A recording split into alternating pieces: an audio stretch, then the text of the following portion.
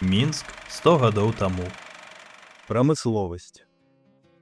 У канцы 19-го, пачатку 20-го стагоддзя Мінск ператварыўся ў буйнейшы прамысловы цэнтр Беларусі.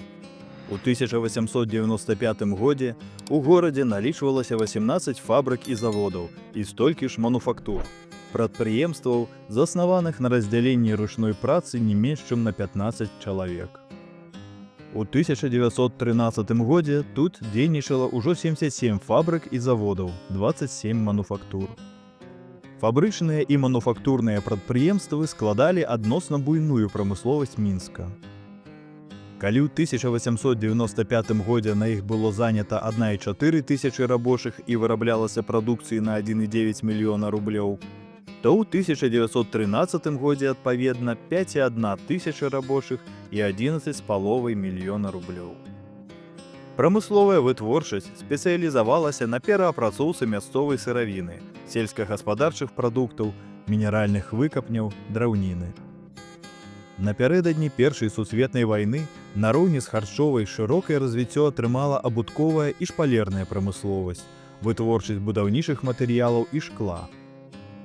Хутка рос попыт на сельскагаспадарчыя прылады, металічныя вырабы бытавога прызначэння, на абсталяванне для фабрык і заводаў, што абумоўлівала паяўленне чыгуначна-ліцейнай, машынабудаўнічай і металаапрацоўчай вытворчасці. Працавалі чыгуначныя майстэрні. Металаапрацоўчая галіна стала вядучай у гарадской прамысловасці. Разам з Пінскам, Гомелем і Віцебскам Мінск з'яўляўся адным з цэнтраў металаапрацоўчай прамысловасці Беларусі. У ім сканцэнтравалася 21,8% рабочых металістаў.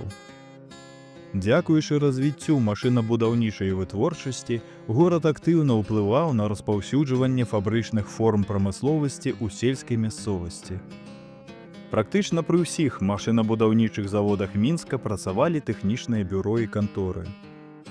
Выконваючы заказ прадпрымальнікаў, яны забяспечвалі будаўніцтва і рамонт млыноў і лесапілак, вінакурных заводаў, мантаж рухавікоў, помпаў, іншых тэхнічных прыстасаванняў і ўстаноўку электраасвятлення. Такія работы ажыццяўляліся пад кіраўніцтвам прыватных спецыялістаў, што звычайна выступалі ў якасці агентаў машынабудаўнічых заводаў Варшавы, Пецярбурга і замежных фірм. Дробная вытворчасць развівалася ў горадзе пераважна за кошт пашырэння сферы паслуг. У 1895 годзе у Мінску працавала 5000 рамеснікаў, у 1913 годзе 7200.